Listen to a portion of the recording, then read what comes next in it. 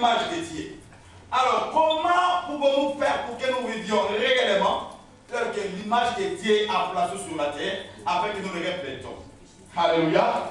Ce n'est pas partant de ce que nous voyons parfois. Ce n'est pas partant des choses physiques. C'est par rapport, comme je disais tantôt, au comportement que nous devons afficher. C'est ainsi que les gens sauront qu'aujourd'hui, là où je suis, je vois une lumière qui m'approche. Je vois le sel qui s'avance vers moi. Moi qui étais amer, maintenant je suis parvenu à voir le sel. J'ai du goût maintenant dans ma vie. Disons Amen. Amen. Pour qu'une personne ou les gens aient du goût, si vous me permettez, pour que tes voisins, pour que tes copines aient du goût, si vous comprenez, il faut que toi tu puisses venir joindre à eux. Disons Amen. Amen. Est-ce qu'on peut dire Amen et bien? Amen. Vous comprenez ce que je veux dire?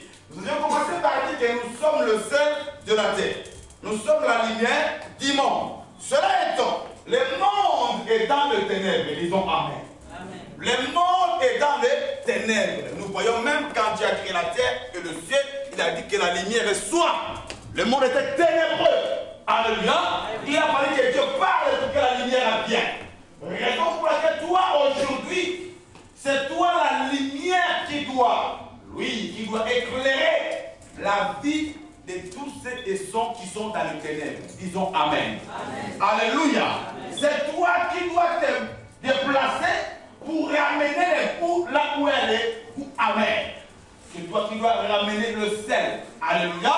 Là où il n'y a pas de coups, quand toi tu arrives là, pardon, tu dois ramener du coup. Disons Amen. C'est ça la marche des chrétiens. Je voulais en parler pourquoi. Parce qu'actuellement, qu'est-ce que nous voyons? Nous voyons que le monde qui est perverti, le monde qui est désespéré, le monde a besoin de toi et moi pour qu'ils puissent avoir la solution dans leurs histoires, dans leurs affaires. Disons Amen.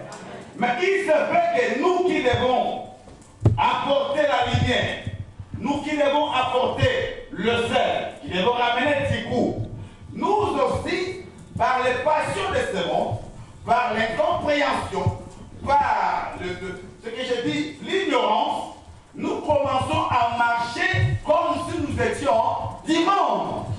Disons Amen et bien. L'église de Dieu, je disais que nous ne sommes pas ici par hasard.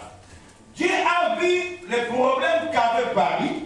Dieu a choisi l'armée de victoire et dit, il faut que toi tu te plantes à Paris pour solutionner les problèmes qui se passent à Paris.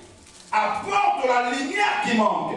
C'est-à-dire tu as une chose à faire pour que là où ça ne marche pas, ça commence à marcher. Disons Amen. Amen. Mais curieusement, ce que nous faisons, au lieu que nous puissions nous différencier d'autres, dans des églises, d'autres églises, au lieu que nous puissions nous différencier d'autres gens, nous aussi nous copions tout ce qu'ils sont en train de faire. Alors, qui est la lumière? Qui est le ténèbre? Alléluia. Alléluia. Quelqu'un peut dire prêcher. Quelqu'un peut dire prêche. Quelqu'un peut dire preach. Alléluia. Ou donc, ce que j'ai dit, ce que je déclare dans le Seigneur, vous ne devez plus marcher comme les païens. Vous ne devez plus marcher comme les païens. Vous ne devez plus marcher comme les païens, comme les insensés, mais comme des sages. Rachetez même le temps. Vous comprenez? Vous voyez là? Donc vous ne devez plus marcher comme des païens. Non, c'est pas là, ici. Vous ne devez plus marcher comme les païens qui marchent selon la vanité de leurs pensées. Ils ont l'intelligence obscurcie et ils sont ignorants. Ils sont ignorants. Ils sont même étrangers à la vie de Dieu. Étrangers à la vie de Dieu. À cause de leur ignorance qui en est à cause de l'endurcissement de leur cœur. Ayant perdu tout sentiment et se sont livrés au dérèglement pour commettre toute espèce d'impureté jointe à la cupidité. Mais vous n'êtes pas ainsi. Vous n'êtes pas ainsi. Parce que vous avez appris de Christ sa vie à lui. Alléluia. Bien, nous voyons comment et combien